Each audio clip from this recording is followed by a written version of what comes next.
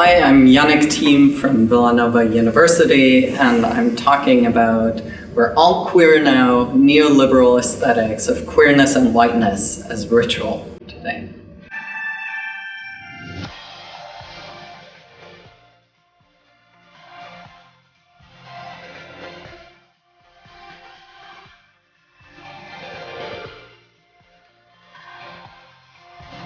Yannick Thiem, who is Associate Professor of Philosophy at Villanova University. He received his first doctorate from the University of Tübingen in Germany in theology, and his second doctorate from the University of California at Berkeley in rhetoric. Thiem specializes in critical theory, feminist theory, queer theory, and social and political philosophy. He is the author of Unbecoming Subjects, Judith Butler Moral Philosophy and Critical Responsibility. That's Fordham University Press, 2008. His second book, Ripples of Redemptive Time, The Ethics and Politics of Temporality in Hermann Cohen and Walter Benjamin, is under contract with Fordham University Press. He's published articles on the early Frankfurt School, on politics and religion, and in feminist and queer theory in journals such as Telos, Social Research, Law and Critique, MLN, and together with Gabriel Rockhill, Thiem co-directs the book series Reinventing Critical Theory for Rowman and Littlefield International. So, this very accomplished scholar who is going to present today a talk entitled We Are All Queer Now, Neoliberal Aesthetics of Queerness and Whiteness and as Ritual. And I ask you all to help me welcome Professor Yannick Thiem.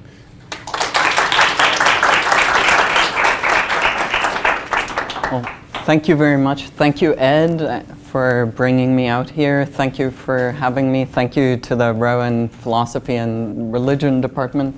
It's really fun. This is part of a new project. Actually, it's called Politics of Affect, Race, Religion, Sex, and Other Monsters. And this is kind of sort of the part toward the end. So, in her book, The Future of Whiteness, Linda Alcoff comments on the general discomfort with talking about whiteness, noting that whiteness is not cool. It is not on the right side of history, and it is associated with many troubling dispositions, most importantly racism. If one doesn't want to take the chauvinist route of defending whiteness against these charges, then why would anyone in their right mind want to be associated with whiteness? Now, conversely, queerness is cool. And we, or this putative we who are in our right mind, do and should want to be queer. Gays and lesbians actually nearly no longer stand out. Transgender characters and individuals are more and more visible, such as Caitlyn Jenner or Laverne Cox. Gender fluidity, metrosexuality, and heteroflexibility have become a staple of the everyday iconography and vocabulary. And so there's a Coke for he, and she, and her, and me, and them. So this was actually the Coca-Cola Super Bowl ad 2018, just this year, and it's actually the first ad campaign that used them. So even Coke. So we're all queer now, gender bending our way into the future. So I'm not a social scientist, but here are a couple kind of searches that will be rolling just to show you just how terminology has taken off and really made it into the mainstream. Google Ngrams searches via books, across books. Trends really records Google searches, so if you're ever really bored, you should just play a little bit with that. On the trends, you can actually, and then you can go back. The genderqueer spike is Siley Myris. So as vectors of identities become fluid and the practices and meanings of identifications undergo constant renegotiation, we now also face various conceptual challenges in theorizing the dynamics of intersectionality that are at work in this fluidity. More specifically, as queer bodies of color are given greater force and presence, it becomes often harder to grasp the structural persistence of whiteness as norm and goal. And roughly, my argument here today goes like this. Perhaps counterintuitively, the centering and privileging of a certain ideal of whiteness is often enshrined in our cultural and political imaginary exactly through the expansion of genderqueer games, and often particularly insidiously when the queer bodies made visible are queer bodies of color. Now, in order to think through this problem, I will look at how aesthetic practices inscribe norms, and I will read these inscriptions as a form of ritualization. So to my mind, turning to ritual theory as a conceptual tool is helpful because rituals create always geographies of sacred versus profane, or in this sense also exceptional spaces and the everyday space. And they even condone transgressions within sacred space and time, precisely in order to reinforce the tabooing of transgressions externally. Now, as rituals become habitual and pervasive, they're no longer perceived as rituals, but simply as how the world works. And I'll have three parts to my argument. So, rituals of transgression, queer subjects, and new old taboos. The whiteness of trans-patriarchy as style and ritual, and then very briefly concluding with neoliberalism's queer rituals. Okay, so first part. This was an actual church ad, but it's kind of just gratuitous. So insofar as media images function to ritualize and hence sacralize gender fluidity, queer forms of expression are indeed sanctioned, yes, but at the same time new taboos are created and often old ones are reaffirmed. Now, not all visual discourse sacralizes, but it seems to me that we should read certain forms of aestheticization in that way, especially as we're dealing with advertising, and I'll show you a couple of clips today. And in fact, we have to admit under capitalism, all entertainment is advertising, and maybe even all infotainment like this as well. Sponsored by Rowan University. I mean, soon your professors will show up with all kinds of sponsors plastered across their, clothes like race car drivers. So beneath the indeed real expansion of gender and sexual fluidity, the hegemony of white cisgender maleness often gets further enshrined. This dynamic becomes visible through attending to the pop cultural sacralization of queerness that allows us to shift our focus from identities and subject formation to the affective infrastructures surrounding and subtending identity and subject formation. Now, to read this aesthetic and liturgical dimension of the inclusion of gender and sexual transgressiveness in popular discourse, I want to turn to a 2005 commercial of the drink Campari. The ad is entitled The Secret, and is still and was at the time the first one that mobilized an aesthetic suspended between cross-dressing, gender-bending, and transgender desires.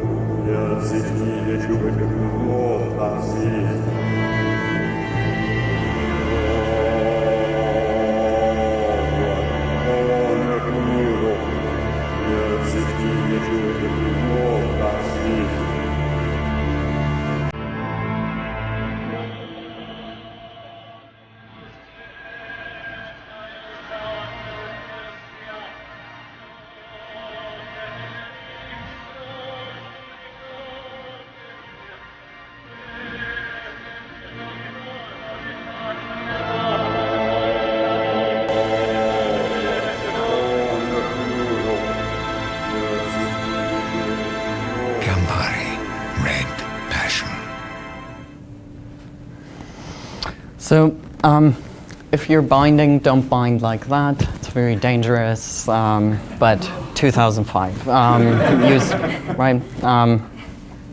So there's really a lot to be said about this clip here, and especially also the play on secret and the revelation of truth and truths, which lends itself actually to an analysis of consumer capitalism as a religion of self-transformation and self-realization. But I want to turn our attention to how the ad mobilizes a liturgical frame to stage the gender queering, and by doing so I want to examine how transgressions against certain norms become available precisely as and celebrated as they reinscribe and shelter other norms. So,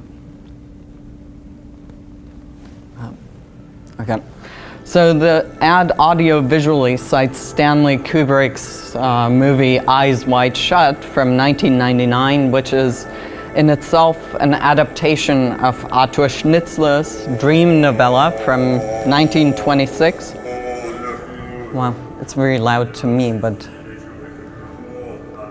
anyway, that's the Eyes Wide Shut.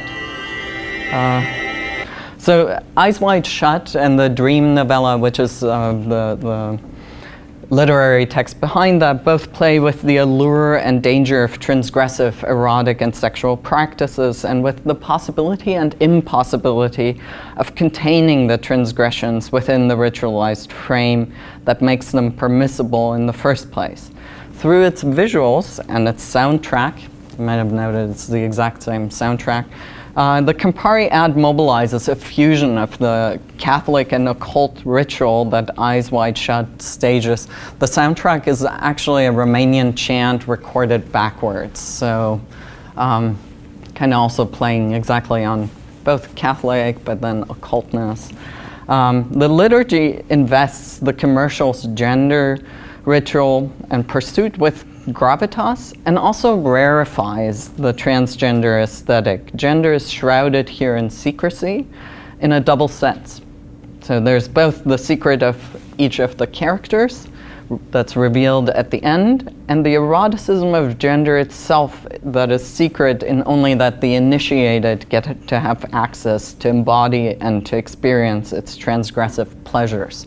So similar to, right, in Eyes Wide Shut, the protagonist then gets tossed out because he was not one of the ones who belonged there, who could have access to this ritual space.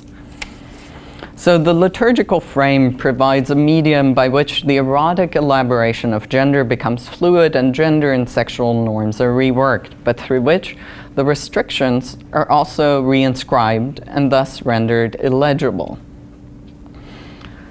So the first really telling restriction lies in the final refusal of the ad to cast transmasculinity as a sustainable identification. The undoing of the long hair at the end of the ad establishes the body in the suit not only as female, but also as feminine. Right? In order to understand this is a body in transition, it would have been sufficient to just reveal the bound chest. The hair being undone actually is added to that, and then the bound breast gets relegated from our view. So the anxiety revolves not solely around whether we're beholding a female or male body, but also about the connection between femininity and femaleness. The problem in the ad, and which is really not limited to the ad, is its twofold refusal then. It refuses first to entertain non-cis male masculinity as more than temporary play. This person just puts it on and then it gets resolved, haha, just a joke. And secondly, it refuses to leave unresolved the possibility that the body of the person in the suit might indeed be a body whose gender is a project in perpetual progress with a destination of queerness beyond male and female. In the end, what we get told, a female-bodied person must be a woman, not just a woman, but a feminine woman. The performative possibilities of genderqueer performance then are limited for the female-bodied person. In the last instance, that performance of masculinity must be only performance. and cannot attain what we call performative force, meaning that when something is performed, it really, the doing makes the being, right? You might have read sort of the archetypical example is the baptizing, or the way in which people get married, or when you get your degree conferred. The university president says, by the power of the whoever it is, board of trustees or university vested in me, I now declare you bachelors of arts. And then you are a bachelor of arts. So here, the performance of masculinity for the non-cis male body can't be performative in the sense that it cannot make that body really masculine. It has to be just a performance. There has to be some other reality behind it. So the doing of transmasculinity can lead to being a man or a genderqueer body in any way beyond being female. Now, it's easy to overlook, but the gendering in the ad is inseparable from its racial dimension. Unlike the Campari ad, Eyes Wide Shut actually doesn't mobilize any interplay between race and gender. Eyes Wide Shut plays with sexual transgressiveness, whereas the Campari commercial plays with and eroticizes gender transgression. The commercial opens by staging what looks or cites stereotypical masculinity. We have a single guy at the bar scoping the room for women, and then his eye gets caught by a woman in a black evening gown who's about to ascend the wide stairs, and it's of course the naked back that catches his eye. But the staging of masculinity also operates through its confluence with the racial coding of the character in the suit as Asian. And that's actually an intentional casting choice. If you look into the Italian ad company and their explanation of this, they actually said, we explicitly picked out an Asian person for the exotic flavor. In his book, Racial Castration, David Eng argues that Asian masculinity under the auspices of the Western gaze is rendered effeminate and cannot ever quite appear as bona fide masculinity, and often not even as quite male. While Eng in his book is concerned mainly with male bodies and male homosexuality, his arguments link quite well with the trans theorist Jack Halberstam's examination of the ways in which representations of female masculinity, and by the extension trans male masculinity, tend to be contextualized and then carefully curated as not quite real.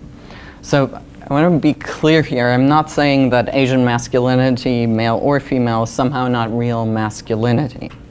But the ad in its staging reveals how gender coding is racially delimited and animated, and how there's no way to rescue the ad by a queer way of reading. So even if we, as sophisticated queer readers, queer embracing audience, now say, oh, the individual in the suit, to me, they never appeared really as male. I always saw them as an androgynous female person, because as a female person, being Asian made them look more masculine and genderqueer rather than less.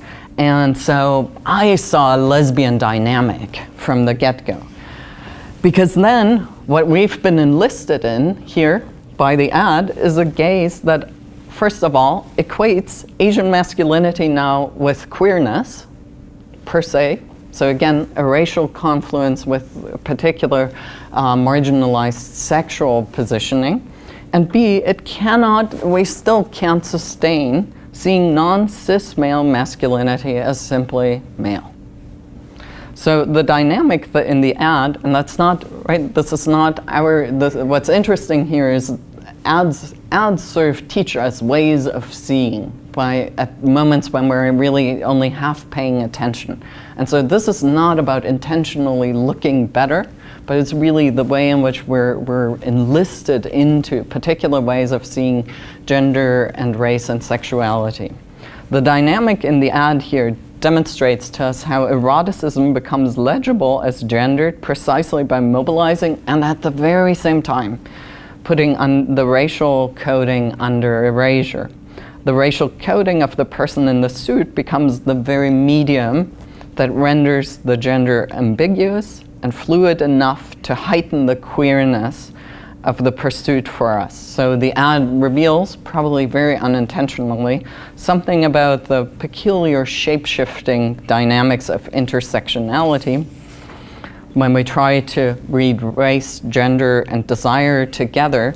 That also explains why such intersectional readings in theorizing are so hard to sustain beyond enumerating lists, because we have to see how one aspect ends up becoming the medium for another.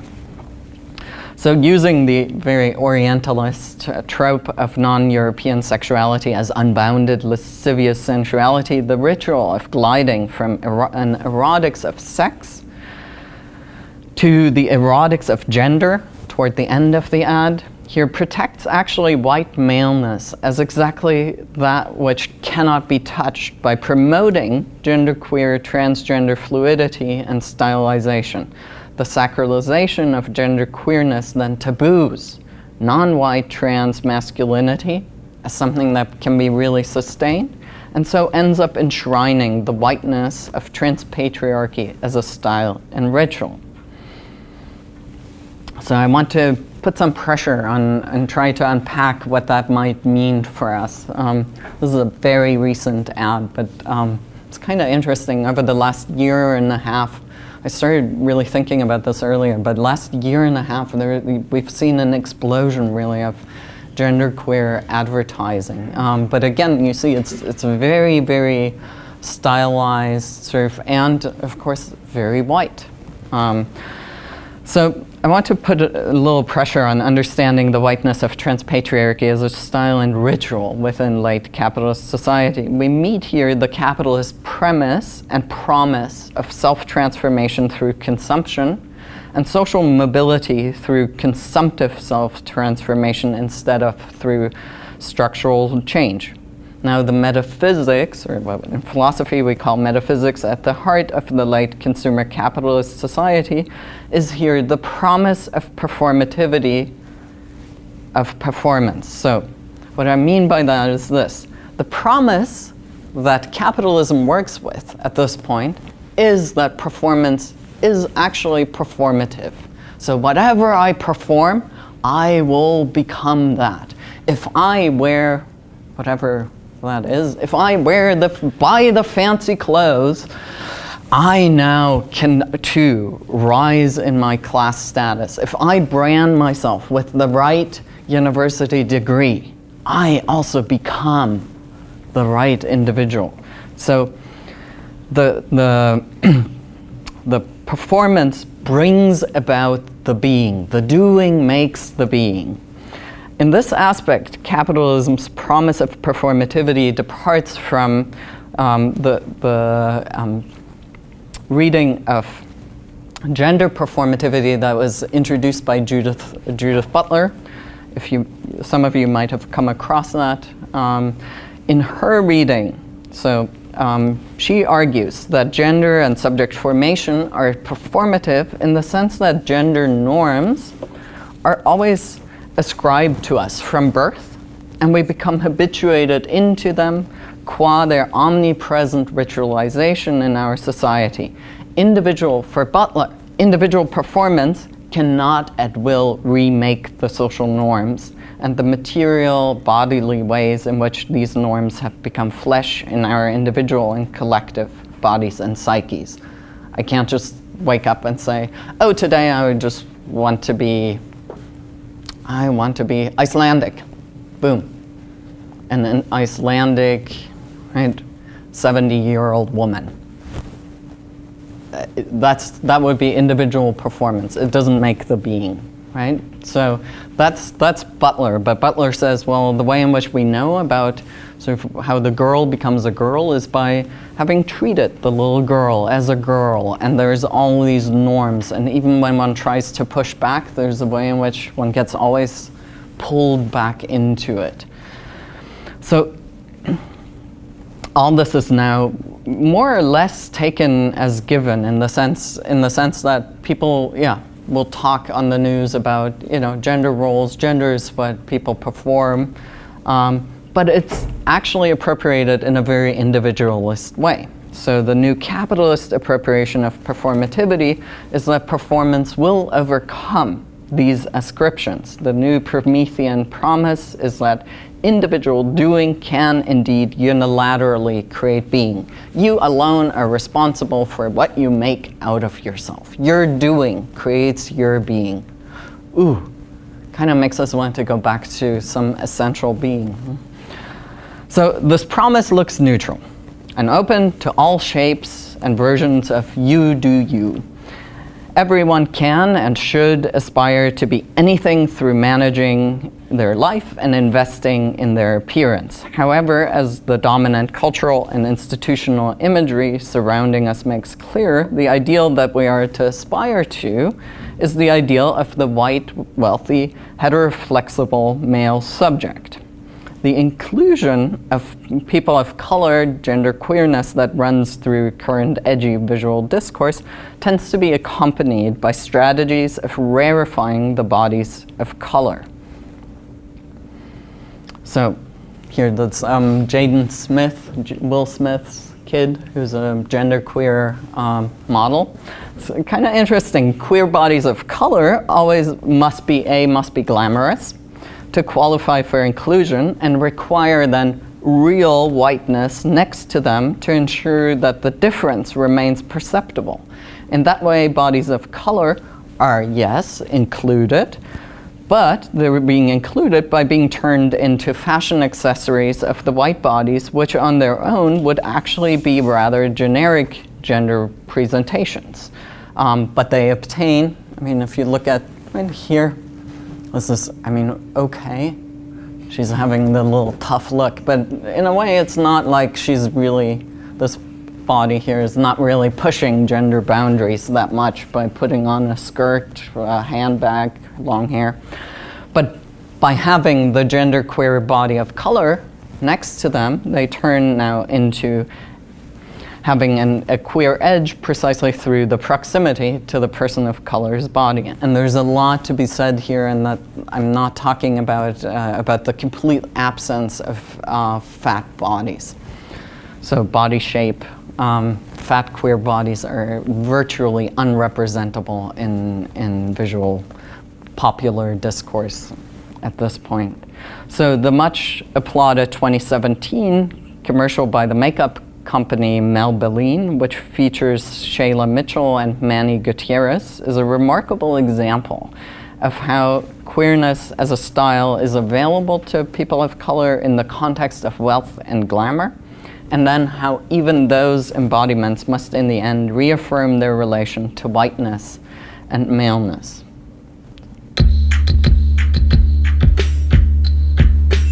Welcome to New York! Girl, this room is everything! You know what? Let's get bossed up. Yeah!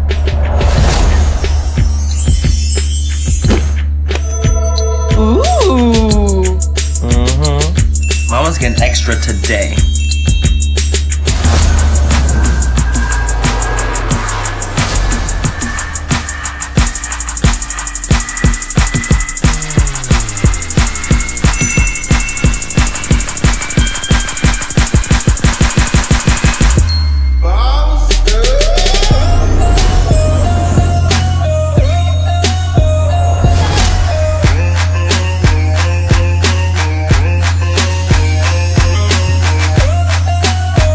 Let's get bossed up.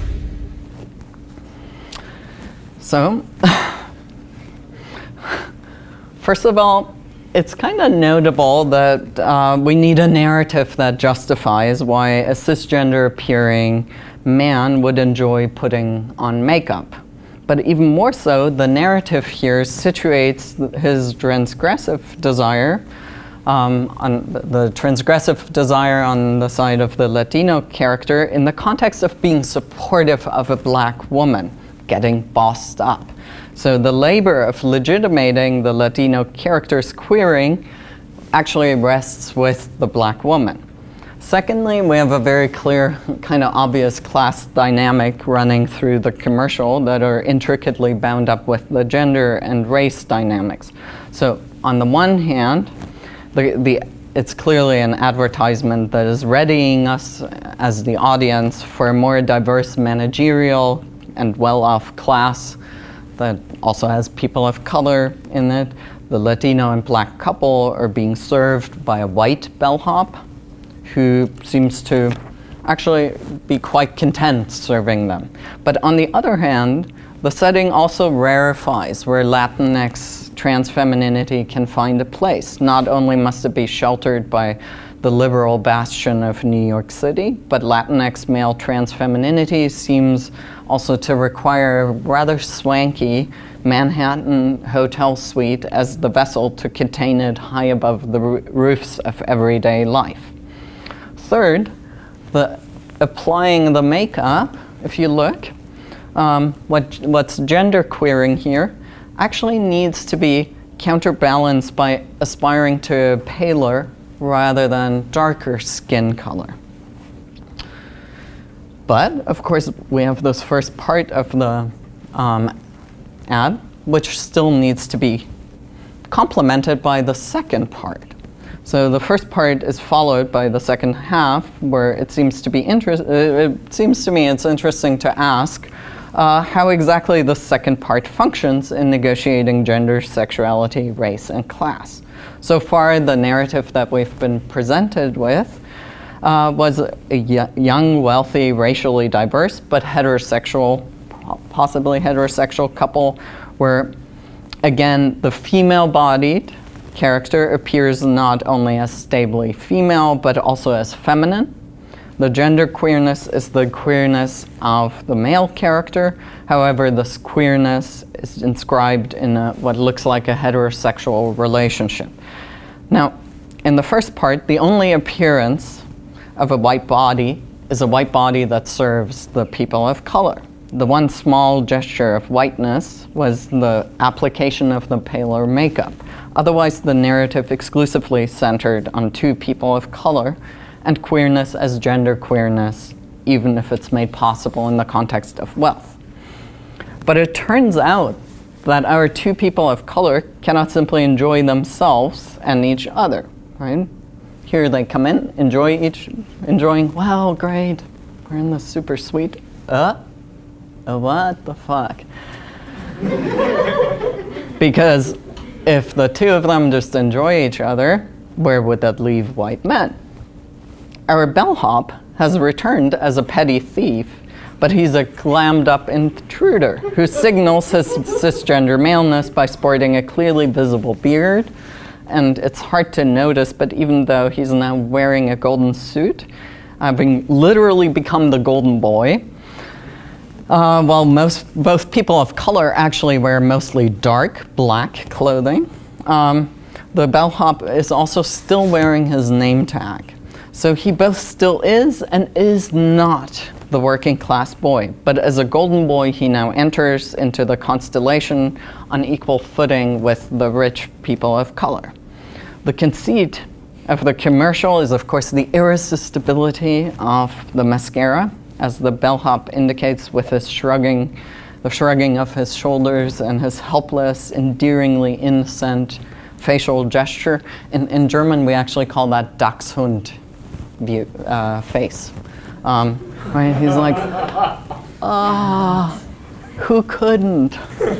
The bellhop tells us that the mascara, getting bossed up, is simply so irresistible that he could not but magnetically be attracted to it. The interrelations between race, class, gender, and sex are indeed queer here. All the characters, regardless of gender, tell us about the desire of getting bossed up, indicating that capitalism both feminizes all of us, in the sense that feminization still implies subordination, but in its neoliberal instantiation, it has made girls also of the white cisgender men, and B, it enlists all of us into a world where moving to be the boss is perpetually promised as performatively attainable, namely by getting bossed up. At the same time, the commercial also does still inscribe a hegemonic, skinny, young, white, cis maleness, but it does so in a complicated and in a way in a really insidious manner. It is hegemonic, skinny, young, white, cis maleness that is not at all immediately monetizable for the bellhop. He remains the bellhop. He still has his name tag on.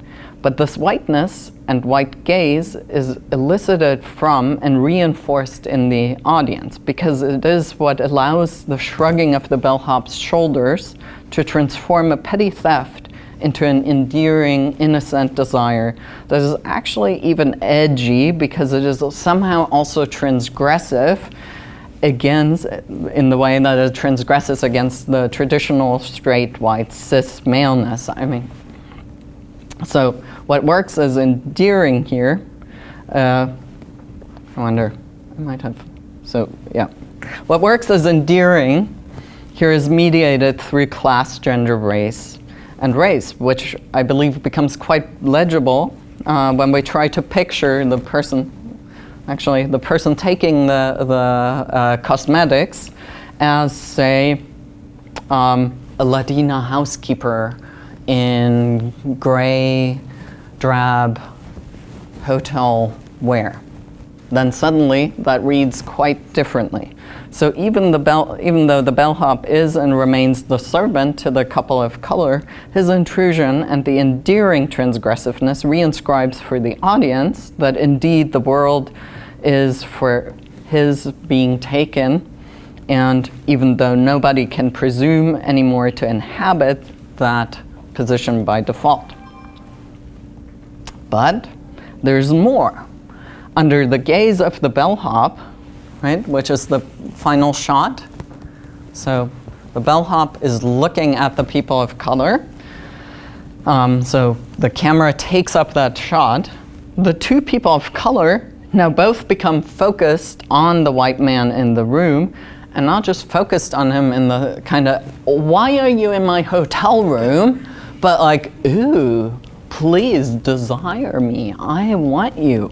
So, right, it is not as if the two bodies of color now become presented as bodies that are there for the white cis man's taking. The class difference is smudged, but it seems that the Black and Latinx individuals seem to actively actually desire our cute, glammed up bellhop. They're not without agency at this point. So they do the desiring, and the site of power is actually the mascara, as we might expect, since it's trying to move that product. But what has also happened is that what was gender queerness intruding on and challenging heterosexuality in the initial couple has been relocated in the context of queer sexual desire.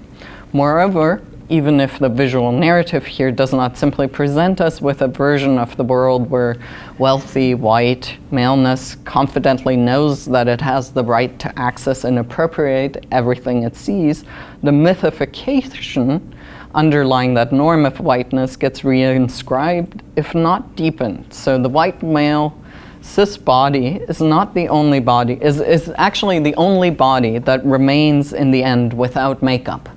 The two people of color both actually had to get bossed up. He's holding up the mascara. So he's the one who's not bossed up. He's the body that vis-a-vis capitalism remains feminized. And we, the audience here, are initiated into a world where epidermal whiteness and presumed biological maleness no longer necessarily corresponds with class privilege. However, as we got to witness in the swift shift of the facial expressions of our Black and Latinx couple, a white cis male body still emanates irresistible attraction. So whiteness and cis maleness remain as eminently desirable, as we have been educated in fluidity by the smooth moving from gender queerness to sexual queerness. We are initiated into a world where wanting to have and wanting to be, to use the Freudian distinction, converges in a wanting to do. which, thanks to the powers of performativity, is now both to desire and to identify with. The final scene is, I'm flipping back and forth too much, but I hope this is the right one. We'll see. The final scene here is ambiguous. It's not the white cis male simply asserting that everything and everyone in the world exists for his pleasure, right? He's like, very cute. The desire of the two people of color seems to be what authorizes the bellhop. And yet the triangularity among the three characters is really limited. The Latinx genderqueer male character in the final shot, just like the black woman, seem rather focused only on the white man. So moreover, since as we observed, the bellhop doesn't need to wear makeup. So in the context that we're given, he also cannot wear makeup because applying makeup is to get bossed up. So what's cited here implicitly, exactly by having the bellhop be the liminal figure, is that the white cis maleness still is the boss. Although the bellhop, because of his class position, is not currently inhabiting this position.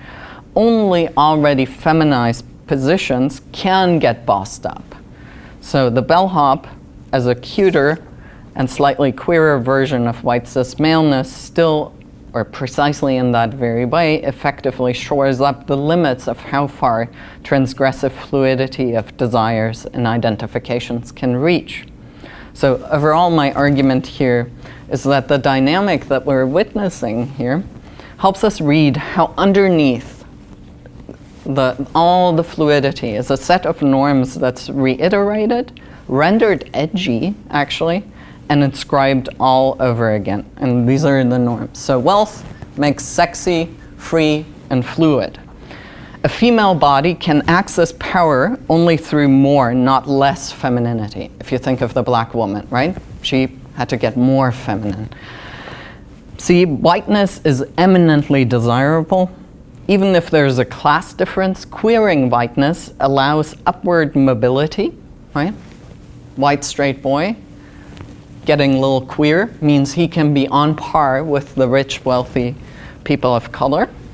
It allows him to enter into that threesome, being the golden boy, keeping the American dream not only alive, but also white. And finally, feminization and queerness for the white cis man is already covered by becoming an object of desire, by submitting to being bossed around by a black woman and Latinx trans feminine guy. But equality is already a form of submission. Okay, so neoliberalism's queer rituals. So in the remaining few minutes, I want to return to thinking about ritualization and transgression. So as I tried to show in this presentation, ritualized forms of transgression shape collective aesthetic practices that entangle forms of embodiment with the creation and maintenance of authority structures by establishing what we might call zones of exception and acceptability. These zones of exception are not necessarily noticeable as exceptions, nor are the transgressions particularly dramatic. So this understated nature is actually part of the cultural functioning. Now, the religious, very clear example of a zone of exception that's ritually established would be Catholic Mass. During the Mass, it is perfectly acceptable and in fact very much expected that the blood and body of Christ are ingested. Now, in general, you can't do that with Uncle Jesus. Okay? So the ritual establishes a zone of exception. And particularly fluidity, creativity, transgression, uniqueness, reinvention are not just values, but have become veritable assets under neoliberalism. And yet taboos and sanctions for transgressing in the wrong way, for being creative in the wrong way, for inventing yourself in the wrong way, remain, but actually constantly emerge in new ways.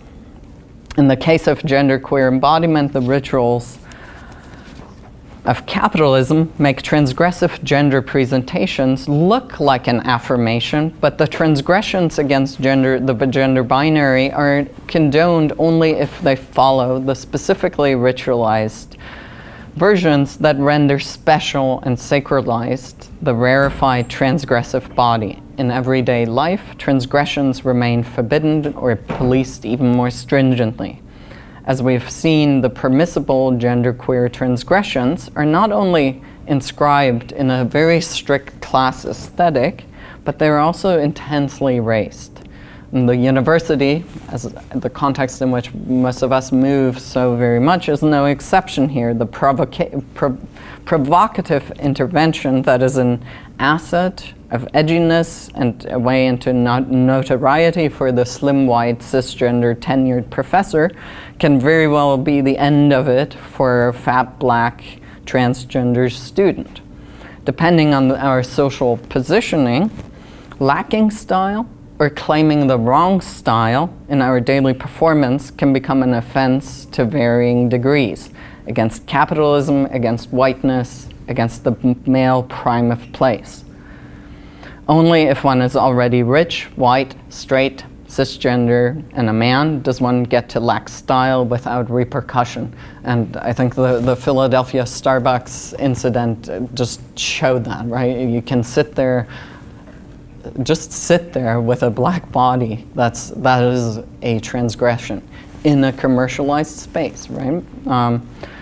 So for everyone else lacking style, who's not rich, white, straight, cisgender male, lacking style means to break a taboo, to transgress outside the proper confines of the rituals of capitalism, and only from a position of relative privilege can infractions against capitalism's religion of style appear as infractions of minor consequence. The zones of unacceptability that capitalism's rituals produce target not only individual bodies, but also render entire populations expendable, while at the same time promising the infinite flexibility of self-making and self-stylizing. The neoliberalization of capitalism requires both an increase in flexibility and a perpetuation of divisions and hierarchies. Or actually, more precisely, it requires that we accept and surrender to regimes of flexibility and mobility, as well as to hierarchical divisions. So as I try to unpack today a bit, it falls especially to the queering of popular discourse to ready all of us for squaring both flexibility and the acceptance of hierarchical structures of the socioeconomic order. As the demographics in the US change, and they are changing, and as neoliberal economic practices supplant older practices, we will encounter new ways in which the hierarchies and vulnerable and expendable populations are produced, and how we are enlisted in this production and its perpetuation. Equally, whiteness as norm, ideal, and asset, that invisible knapsack, as Peggy McIntosh calls it, will not look or work in the same way as it used to. As I try to start to develop through thinking about ritualization, is trying to help us see how the endorsement and proliferation of fluidity of identities, often heralded by rendering queerness as paradigmatic also for other identities, goes hand in hand with the retrenchment of normative whiteness. Rather than starting with thinking about queerness, whiteness, wealth as primarily identities or attributes to bodies, I propose that we should start thinking about gender, sexuality, race, socioeconomic status as media and styles that only over time sediment into ontologies. In part, the intensification of the violent policing of these ontologies is that the old ontologies that we've known and that have ordered our lives are eroding, and so is the truce that's predicated on the quietly, violently enforced white heteropatriarchal supremacy that is baked into our political and social order through the naturalization and subordination of difference. Now that erosion and the increased violence that we see also means that the depoliticization of difference no longer works as it once did, and that new potentials for building political movements can actually, and does actually, open up. Now, having a Coke for them and living how we dance in the Levi's ad, there's a Levi's ad that's just come out, sorry. I was playing with putting it in, but then the time ran out. It's young, old, everyone. We all live as we dance. It's absolutely inclusive, even shows a person in a wheelchair dancing. Now, all of that is actually not the problem, as long as we, with them, know that dance better be one big anti-racist, feminist, queer, anti-capitalist bash. Thank you.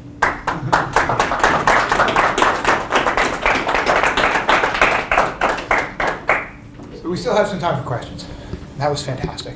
But I'm sure that some of you have things you want to ask. So this is an actual German ad for queer travel to the US. It's actually been in magazines. That's amazing. So, okay.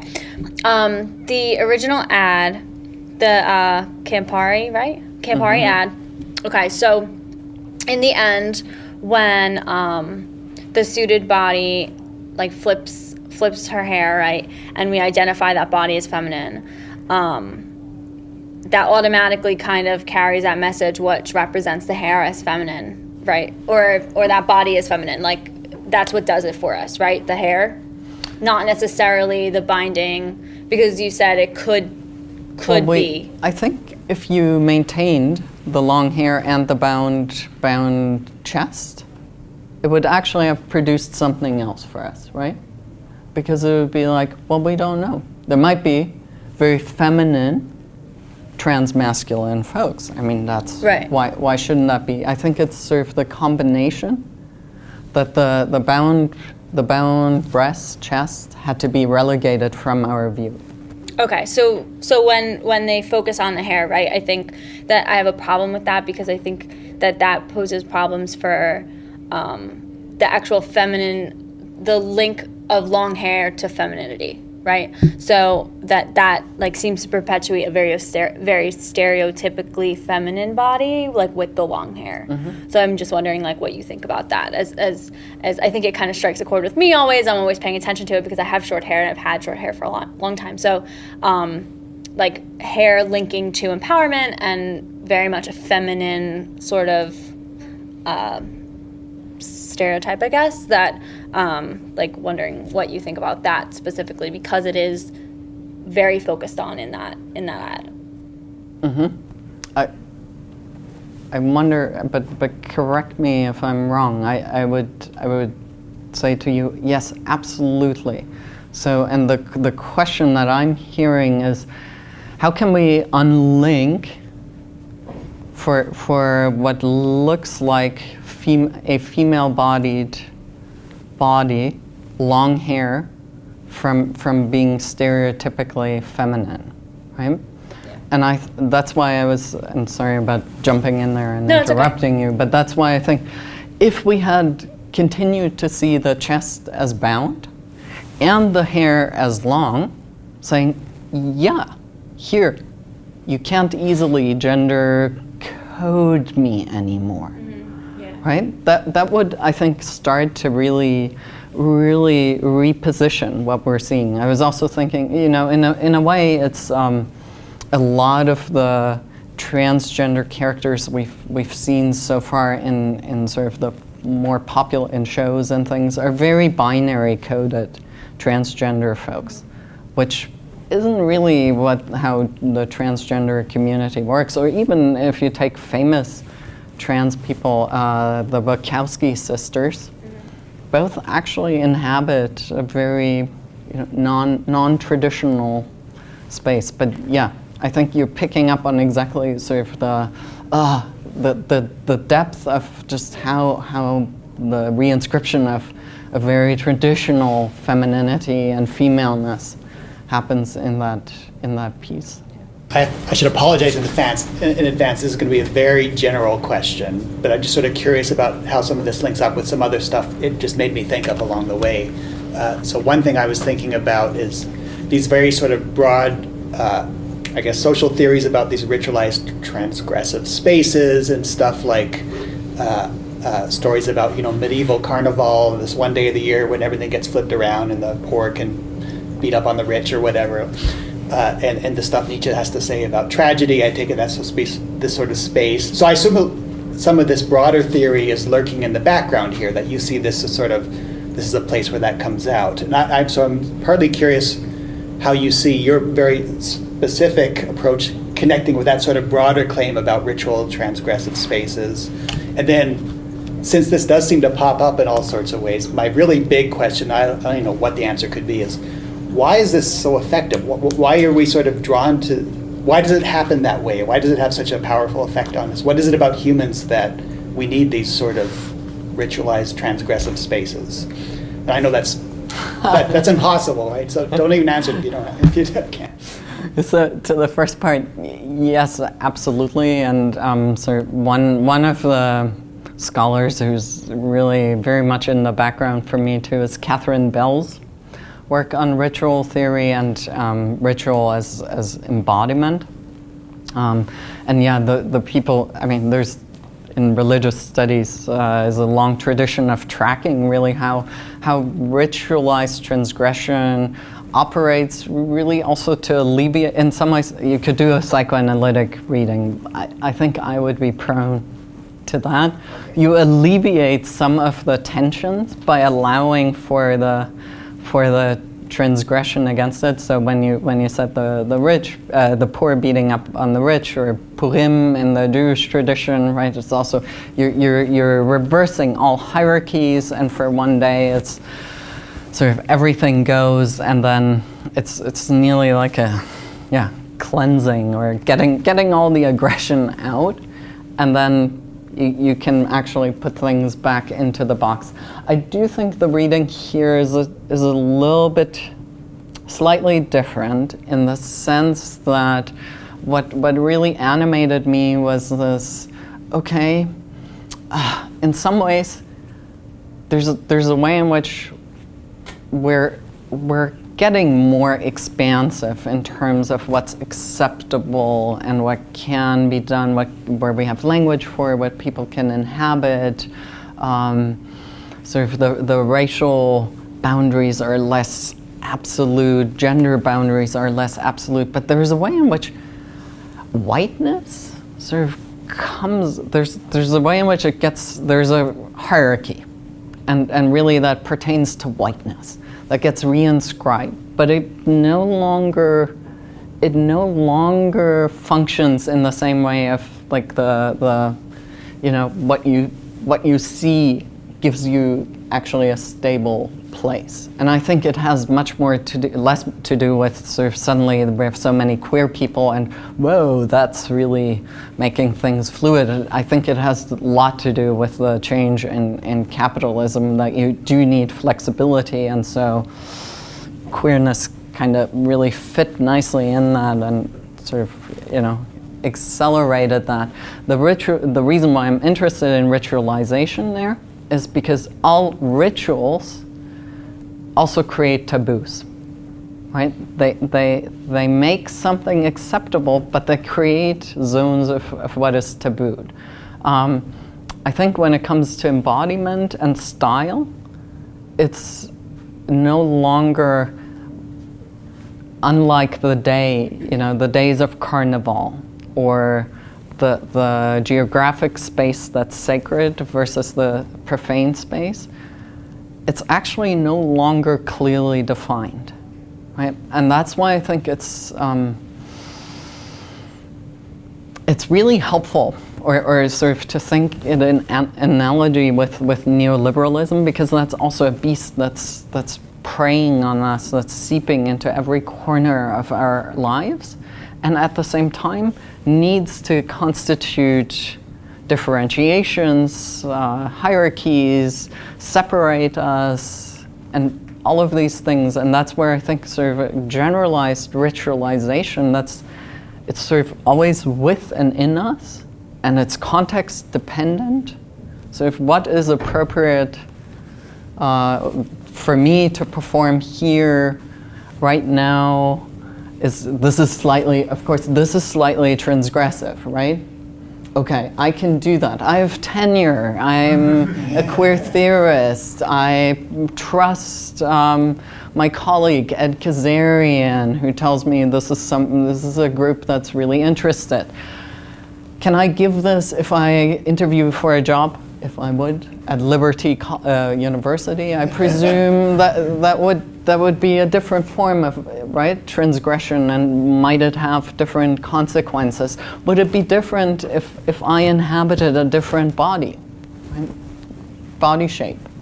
There's a certain way in which a relatively slim white body allows me to do certain things that another body probably, would, even the performance of this talk would be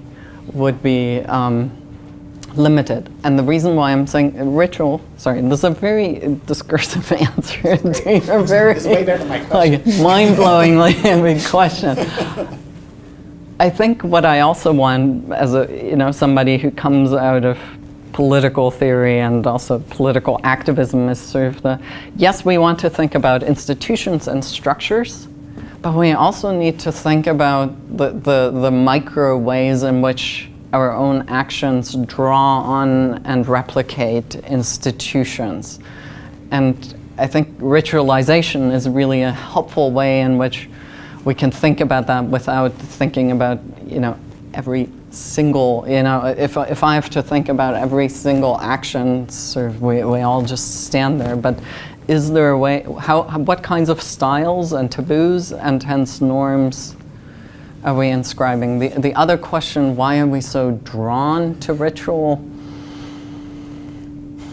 See, I think, this is sort of, you're asking, it's kind of a trick question, because, right, we just said, metaphysics, have become performativity, and there are no essences, and you're basically asking me to commit to an essence of humanity. But I think I do believe in that there's something where we need to think about how affect and different ways of affective bonds and institutions eliciting affect, and really a materiality in multiple, from the very embodiment, but also psychically, emotionally rich embodiment structures our everyday life. And I think that's where rituals, mythologies, images, all of that's something that, mediates how we orient ourselves in the world. To some extent, I think at this point, religious studies is where we really still study metaphysics. In philosophy, it's become so abstract and barren, formalized, that it's like nobody lives like that. We all live with, we make metaphysical assumptions about how the world profoundly works all the time and how we enact it. And I think that's why and that's a form of, I think we need that. Can you answer the big question? It made me think of Shirley Jackson's story, The Lottery, and that ritual becomes important because you feel like you're part of a community, right? Mm-hmm. So I think maybe that's why people are drawn to ritual, because they feel like they're part of that community. And I wonder, you were talking about doing is being, and it makes me think of Nietzsche's Übermensch, is that how you say it? Do you think it possible to completely challenge that ritual until you become this Übermensch? So, because you said ritual is part of us, it's with us. Is there a way for it not to be? Are you asking for us to break out of ritual? Yeah. Is there a way to challenge that conditioning?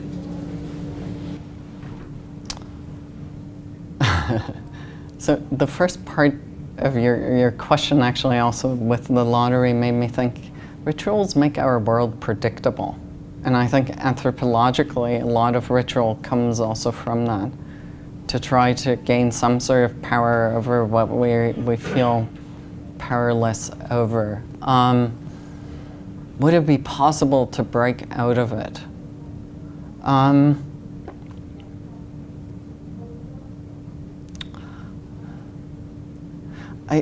I have to say, so my mind goes to, can I really imagine completely different economic order than capitalism, which forces us to repeat such ritualized actions that I'm feeling like the answer I would give is like, talk to me after the revolution.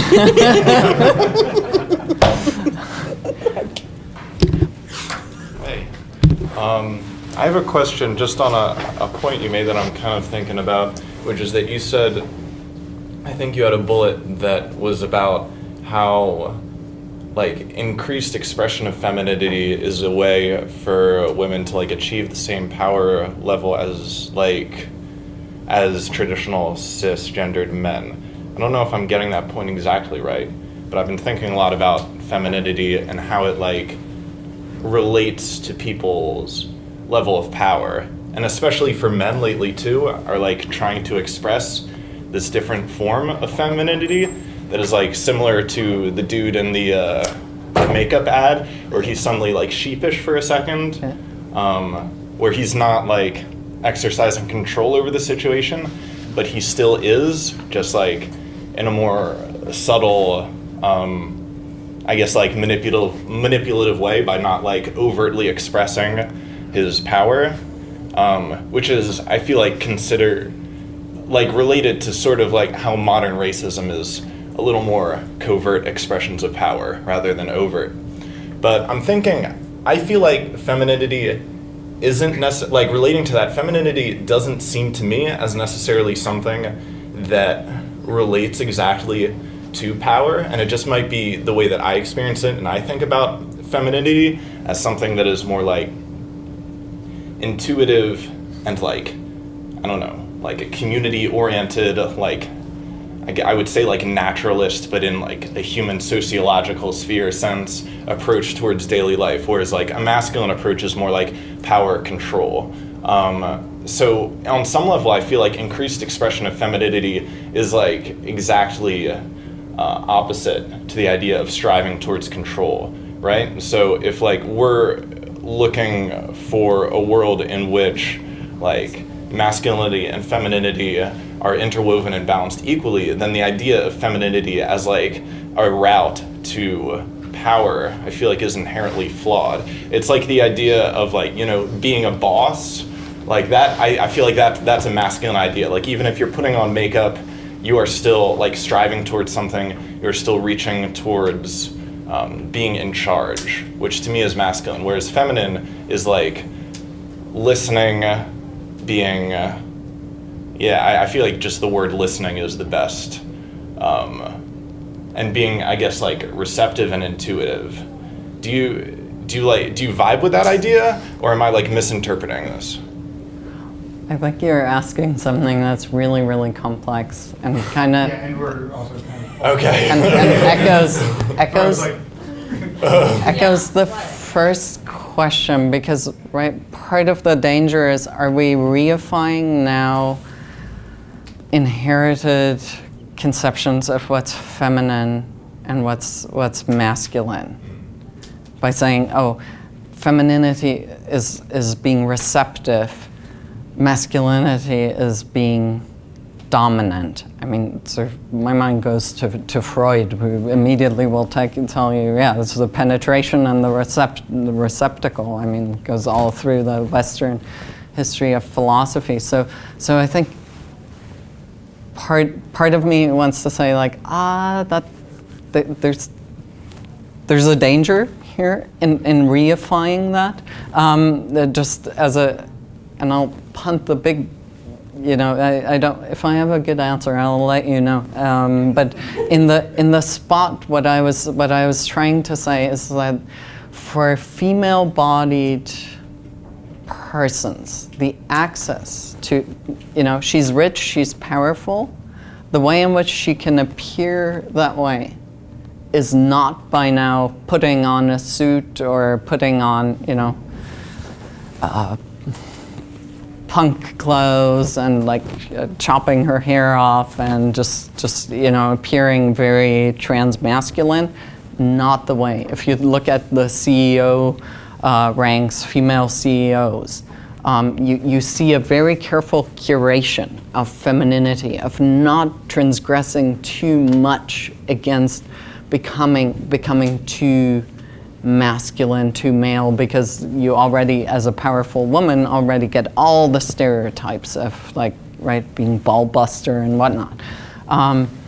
With the other point I just want to sort of mark so I don't forget it, that I thought was really interesting that you made, is about the way in which for hegemonic racial and gender sexual embodiments to actually maintain and somehow somewhat safeguard that dominance is by actually appropriating aspects of the non-dominant, right? Which can be shed. So as a guy, being a little bit feminine when, like he did, when it suited him well, but then of course as a cisgender guy, he's not bound by that. Same thing, sort of people, white folk, you know, adopting black, you know, black American English when it's suitable and cool, but of course then being not bound by that because we can pass in another context perfectly well, but it sort of softens the whiteness. I think that's something that's really interesting. It goes back to the question of how do we upend this?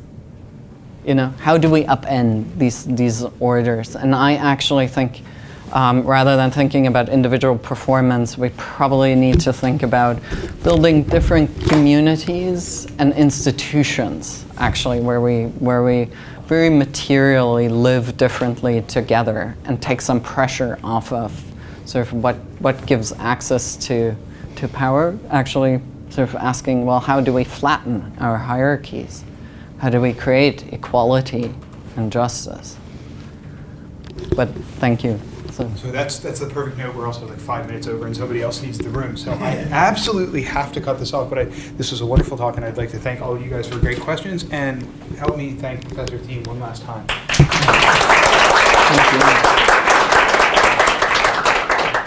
Thanks everybody.